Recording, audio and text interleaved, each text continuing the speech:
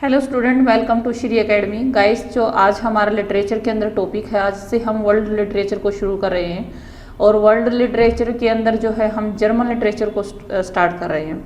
तो स्टार्ट करते हैं टॉपिक को। जर्मन लिटरेचर है guys. German literature is all about philosophy.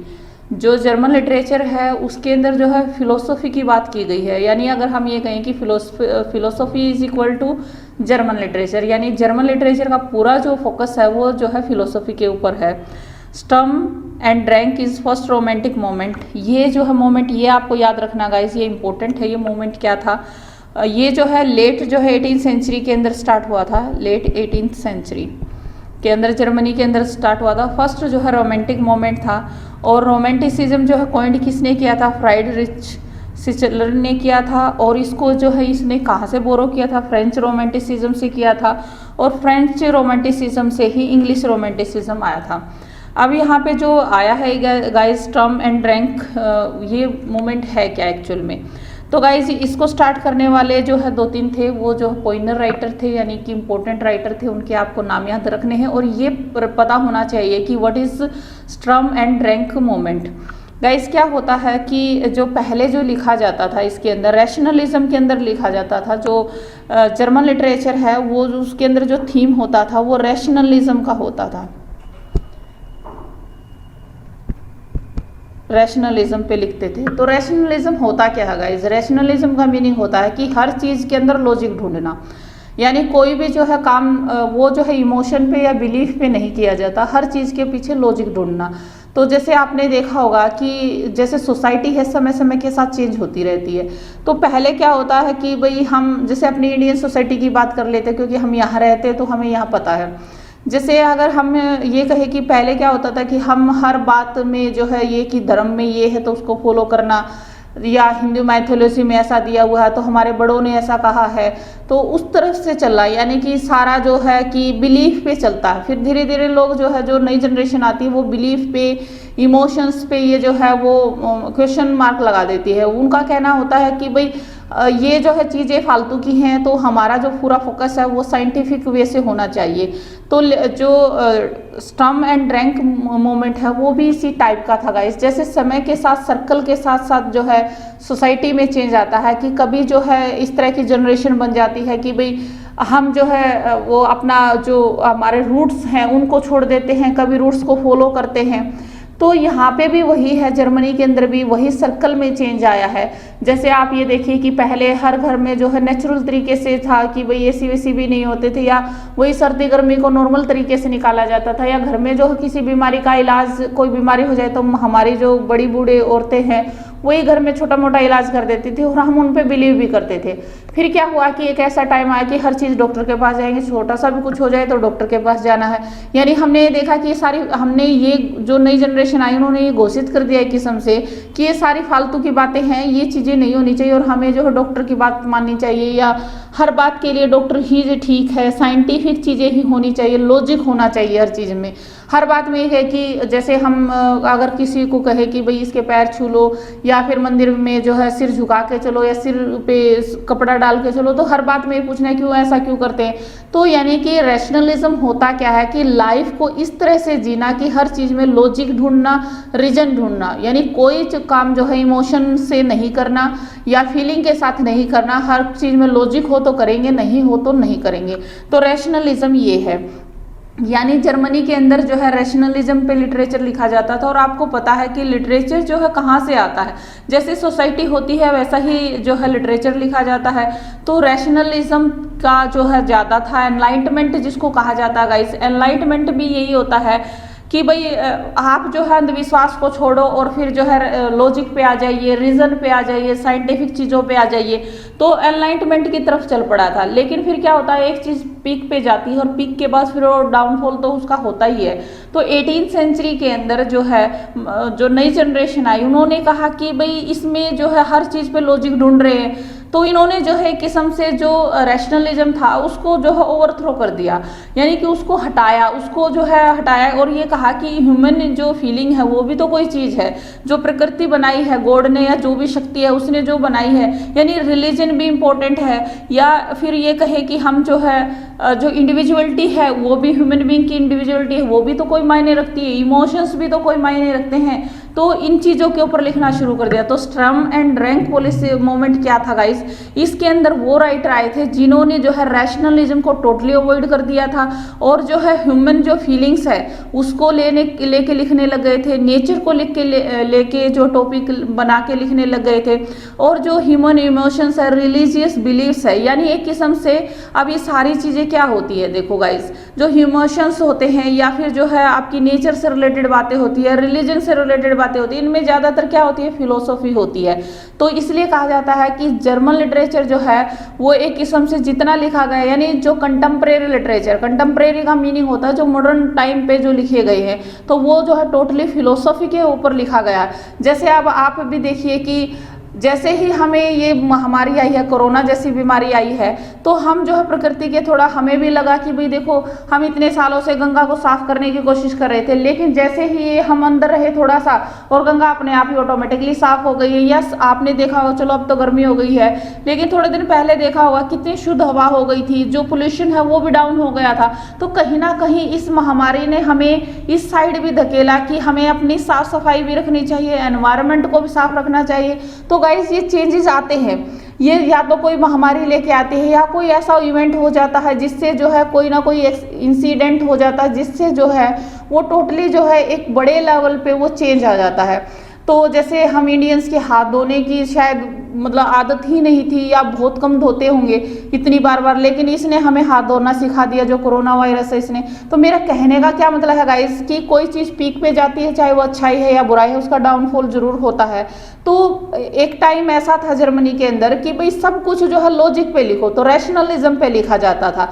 लेकिन जब स्ट्रम एंड रैंक मूवमेंट शुरू हुआ तो वो एक किस्म से रैशनलिज्म के अगेंस्ट था कि रैशनलिज्म, हर चीज़ में रैशनलिज्म नहीं होना चाहिए। एक ह्यूमन इमोशंस की भी कोई वैल्यू होती है, कोई नेचर भी तो है इस दुनिया में, इसकी भी कोई वैल्यू है। तो इस टाइम के जो राइटर थे उन्होंने जो है इन चीज़ों के ऊपर लिखना शुरू किया। किसके ऊपर? जो ह्यूमन इंडिविजुअलिटी है उसके ऊपर, ह्यूमन फीलिंग्स हैं, इमोशंस हैं, और नेचर के ऊपर, रिलीजियस बिलीफ के ऊपर। तो गाइस एक टाइप से ये क्या हो गई, ये फिलोसॉफी ही हो गई। इसलिए ये फर्स्ट लाइन लिखी है, German literature is all about philosophy. I think आपको क्लियर होगा, ये बहुत इंपॉर्टेंट मोमेंट है और लेट 18th सेंचुरी में स्टार्ट हुआ था गाइस। तो इसको जो है आप एक तो अब इसके जो है पॉइनर राइटर्स कौन कौन से हैं, एक तो जो है फ्राइडरिच शिचलर है, ये तो है ही गाइस। एक वो जो है वोल्फगैंग वॉन गोएथ, आगे भी राइटर आएंगे वो उसका नाम लिखा हुआ गोएथ, लेकिन वहाँ पे सिर्फ आधा वर्ड है, गोएथ ही लिखा है खाली, तो ये उसका पूरा नाम है वोल्फगैंग वॉन गोएथ। ये जो है राइटर, और फ्रेडरिच शिचलर ये इनके जो है पॉइनर राइटर है। तो ये आपके एग्जाम में बनने के पूरे चांस हैं कि स्ट्रैक एंड ड्रम फिलोसॉफी होती क्या है और इसके पॉइनर राइटर कब हैं, कौन कौन से थे और ये कब स्टार्ट हुई थी। तो आई थिंक आपको क्लियर होगा। अब इनके जो है अदर राइटर्स की बात करते हैं जो इम्पोर्टेंट है गाइज इसमें। तो थॉमस मान है सबसे पहले फर्स्ट जर्मन नोबल अवार्डी, ये फर्स्ट जर्मन नोबल अवार्डी हैं जिनको जो है लिटरेचर में पहले जर्मनी के ऐसे व्यक्ति हैं जिनको जो है नोबल अवार्ड मिला। और कब मिला है? 1929 के अंदर मिला, 1929 में मिला है। अब इनके कुछ वर्क हैं, जैसे मैजिक माउंटेन है, और जो है नेक्स्ट है डेथ इन वेनिस है, डॉक्टर फोस्टस है। ये कंफ्यूज मत हो जाना गाइज कि डॉक्टर फोस्टस तो पहले भी आपने ब्रिटिश में पढ़ा था, तो वो क्रिस्टोफर मार्लो का था, और ये जो है किसका है, जो है थॉमस मान का है जर्मनी के अंदर। जो और इंस्पायर कहीं ना कहीं उसी से है, बस वहाँ पे वो जो है बाइबल वगैरह पढ़ते हैं। यहाँ पे थोड़ा सा कुछ और है, थोड़ा सा चेंज है यहाँ पे आर्टिस्ट हैं वो जो डॉक्टर फास्टस है, सेम टॉपिक के साथ है। Joseph and his brother Transposed Heads, ये जो है इनके वर्क है गाइज। अब इनकी जो है स्लाइटली जो है स्टोरी दी गई है आपको, ताकि क्योंकि क्वेश्चन बहुत ज़्यादा डीप में नहीं बनने वाला है, इनमें हल्का हल्का क्वेश्चन ही बनेगा, लेकिन आपको हल्का भी पता होना चाहिए। जैसे तो इनकी जो स्टोरी साथ में दी गई है, जैसे आपका पहला ही है माउंटेन, ये जो स्टोरी है यहाँ पे हैंस कैस्ट्रोफ लिखा होगा इस, जैसे इसको क्योंकि आपके पास ऑलरेडी नोट्स पहुँच चुका है इसका, तो आप इसको देख के ऐसे कंफ्यूज मत होना। जैसे ये लिखा हुआ है मैजिक माउंटेन्स, यही है बुक का नाम, तो है मैजिक माउंटेन, और इसमें जो है हीरो हैंस कैस्ट्रोफ लिखा हुआ है, ये हीरो का नाम है, ये कोई अलग से बुक नहीं है गाइज। और सेकंड बुक है डेथ इन वेनिस। तो मैजिक माउंटेन के अंदर ही जो हीरो है उसका नाम है हैंस कैस्ट्रोप है। तो अब इसकी स्टोरी देखते हैं, इसकी स्टोरी है क्या। तो ये जो लिखी हुई है ये मैजिक माउंटेन की स्टोरी है। Hans Castorp is a child of merchant family suffering from TB, he joins world war and dies. इसमें जो है कि हैंस कैस्ट्रोफ जो है एक मर्चेंट फैमिली से बिलोंग करता है और उसको टीबी हो जाती है। वो वर्ल्ड वॉर फर्स्ट को ज्वाइन करता है और वहाँ पे मर जाता है। This is the classical example of European building Romans. आपने पढ़ा है बिल्डिंग रोमन जो है, लिटरेरी टर्म पढ़ी है, क्या होता है बिल्डिंग रोमन का मीनिंग होता है from childhood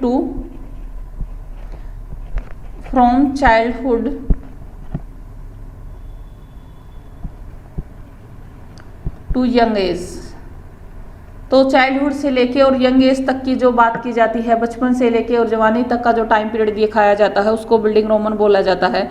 it is also called the story of an artist, journey of an artist. ये जो है आप इसको कह सकते हो कि ये जो है किसकी स्टोरी है, एक आर्टिस्ट की स्टोरी है। और जर्नी ऑफ एन आर्टिस्ट यानी कि किसी आर्टिस्ट की जर्नी दी गई है।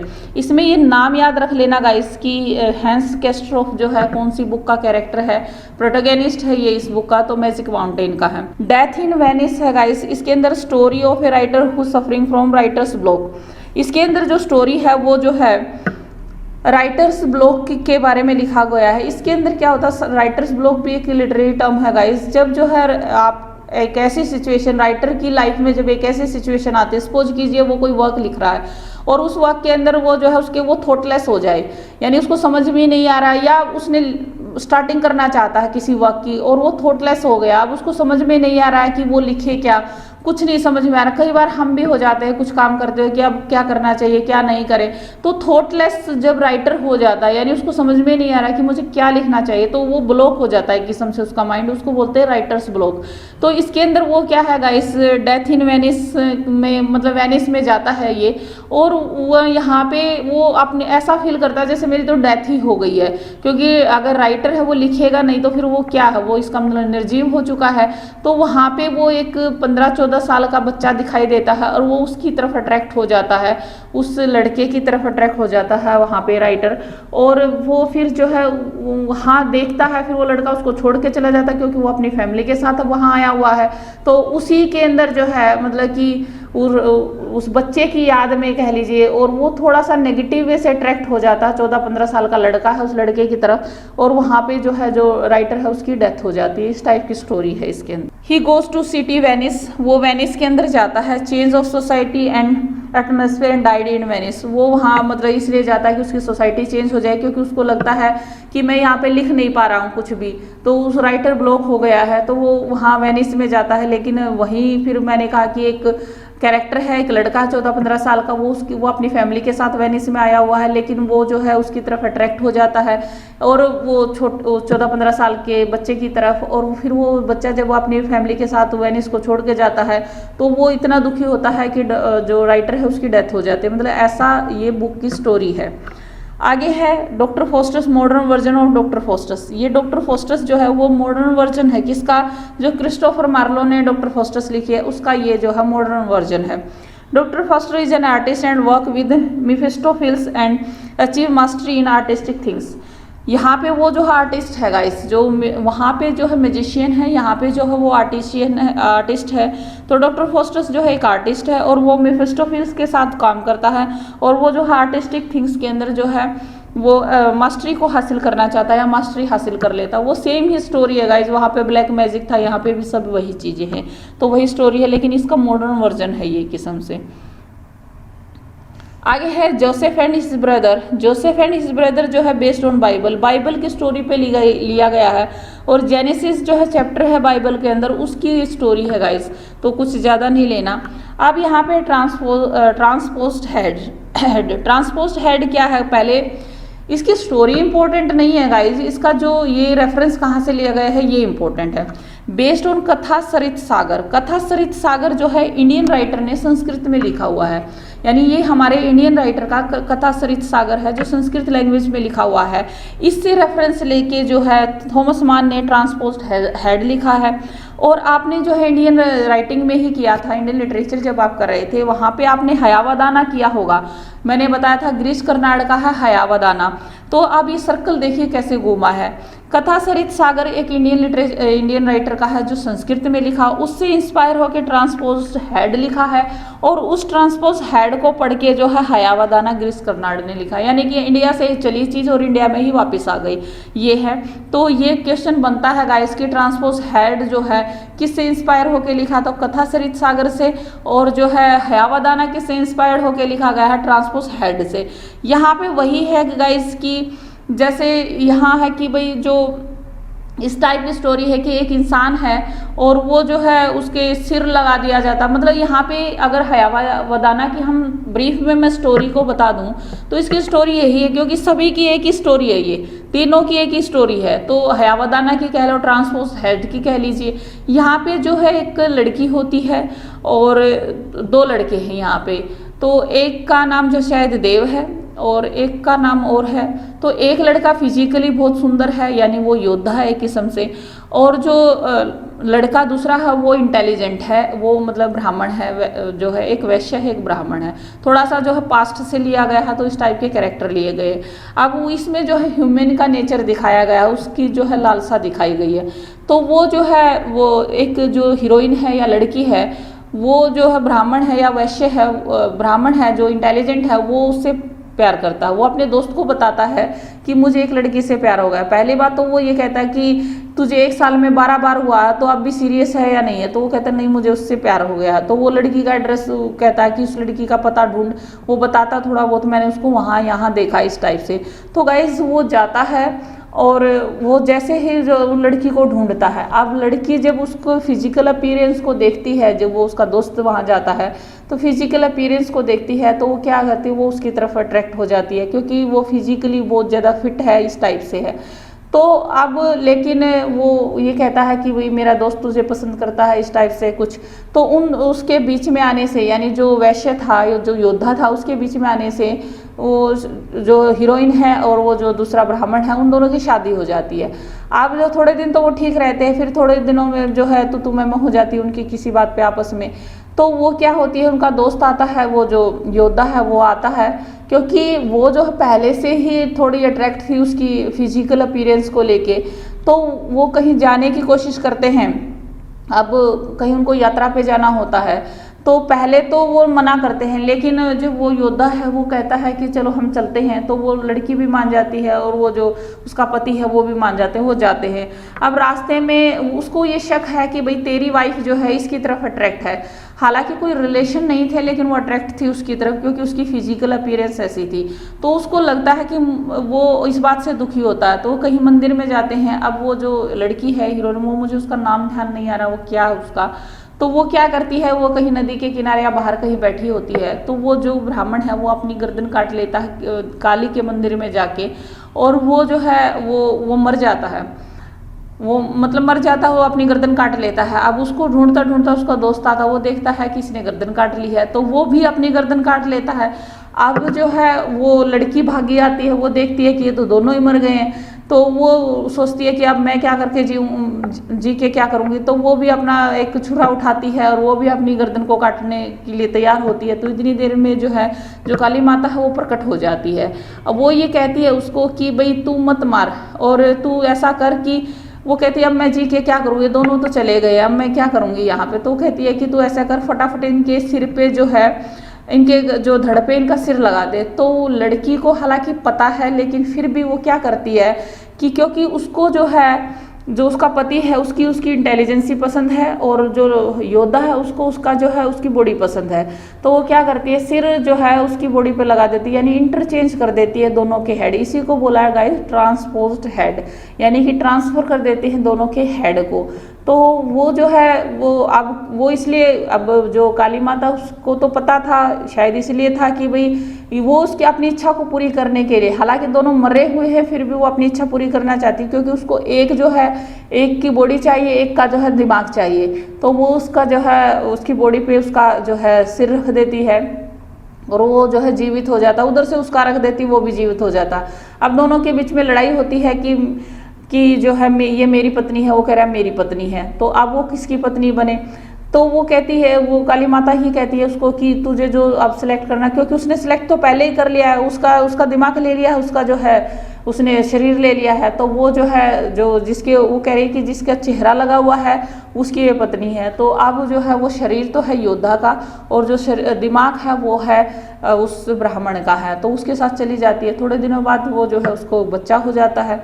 तो वो अब जो है कुछ सालों के बाद क्या होता है गाइस कि वो नेचुरल बॉडी में तो आना ही आना था, यानी कि वो जो योद्धा है वो भी जाना उसी अपनी पोजीशन में आना था, क्योंकि ये थोड़े टाइम के लिए था ये सब, क्योंकि ये काली माता की वजह से था, इस वजह से था। तो मतलब भगवान ने कुछ ऐसे क्रिएशन की थी, तो थोड़े से दिन के बाद वो जो है अपने अपने शरीर में लौटाते हैं। अब वैश्य वैश्य हो जाता है, जो योद्धा है वो योद्धा हो जाता है क्षत्रिय, और जो ब्राह्मण है वो ब्राह्मण हो जाता है। अब वो जो है जो लड़की है अब उसको वो जो ब्राह्मण का शरीर उसको पसंद नहीं था, वो उसकी सिर्फ इंटेलिजेंसी को देखना रखना चाहती थी। तो वो योद्धा के पास जाती है, वो कहती है कि ये मेरा बच्चा ना तेरा है। अब फिर लड़ाई होती है उनकी, वो कहते हैं कि मेरा है, वो कह रहे हैं कि तेरा है। तो वो कह रहा है कि शरीर तो इसका था, तो ये बच्चा तो जो है इसका है, यानी योद्धा का है। फिर वहाँ पे जो है वो ब्राह्मण पहुँच जाता है, फिर दोनों की लड़ाई होती है और दोनों एक दूसरे को मार देते हैं। तो इस टाइप की स्टोरी है गाइस। इसमें दिखाया गया है कि जो ह्यूमन नेचर है वो परफेक्शन चाहता है, हर चीज़ उसे चाहिए, वो किसी तरह की कमी नहीं चाहता, यानी कि उसको माइंड भी चाहिए, उसको जो है बॉडी भी चाहिए, दोनों चीज़ें चाहिए, यानी उसको कोई कमी देखना नहीं चाहता। तो यही स्टोरी है हयावदाना की भी, ट्रांसपोज हेड की भी, और कथा सरित सागर के अंदर भी यही स्टोरी है। ये शॉर्ट स्टोरी का कलेक्शन है गाइस, कथा सरित सागर। तो इसके अंदर यही है। तो आप जो है ये बात याद रखनी है, मतलब स्टोरी तो आप याद रखो या ना रखो, लेकिन आपको जो याद रखना है वो ये है कि कहाँ से कौन सा रेफरेंस लिया है वो है। मिलते हैं किसी दूसरे वीडियो में। Till then keep watching and thank you.